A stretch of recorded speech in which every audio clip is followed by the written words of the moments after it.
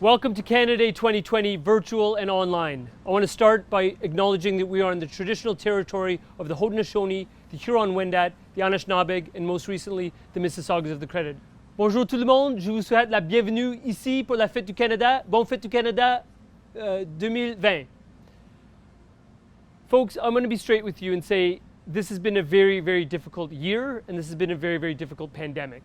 Obviously, we're celebrating differently this year, Canada Day, because of the necessity of COVID-19. But I will be honest with you and say that I've never been more proud of us as a nation than right now. The pandemic has affected all of us together, and we've responded, all of us, together. We have been thanking our healthcare workers, and that's important, but I'll say that that's actually easy. They are doing incredible work, and they deserve our gratitude because they are on the front lines of keeping us healthy and keeping us safe.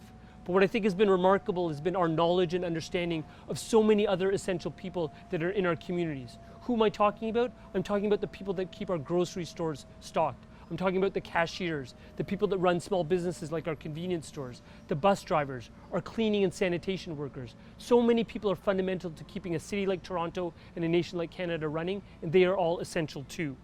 What I also think is that we've learned about critical issues, about how this pandemic affects all of us differently depending on our station in life. I'm thinking about those who are homeless, those who are low income, those who are living in poverty. They face the burdens of COVID much more significantly than the rest of us. It's important we're learning and understanding that, and also having critical conversations about sometimes difficult issues like race and systemic racism and how it impacts on the Black community, Indigenous people, and people of color in this country. Those are not easy conversations to have. I get that. But having these uncomfortable conversations is critical for us as a community and for our development as a nation.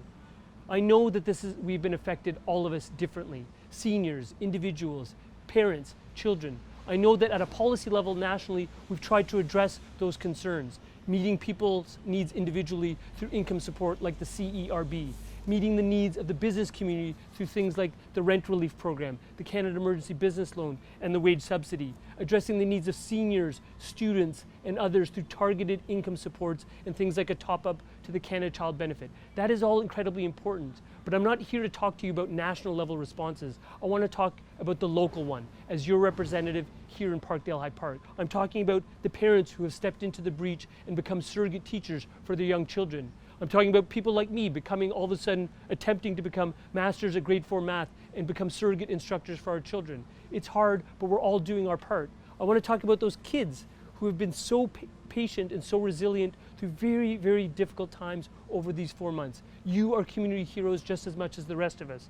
I want to talk about the neighborhood supports, the things that I've seen cropping up throughout this amazing community. People delivering groceries, people reaching out to those who are elderly, people who are having conversations with others just to cure isolation, people that are delivering the gift of music, the gift of human contact at a safe and socially distanced manner.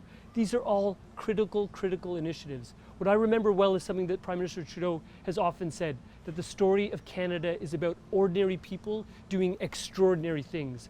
It is those measures that are truly extraordinary. It is those measures that I'm so proud of, not just here in our community, but seeing them replicated from coast to coast to coast.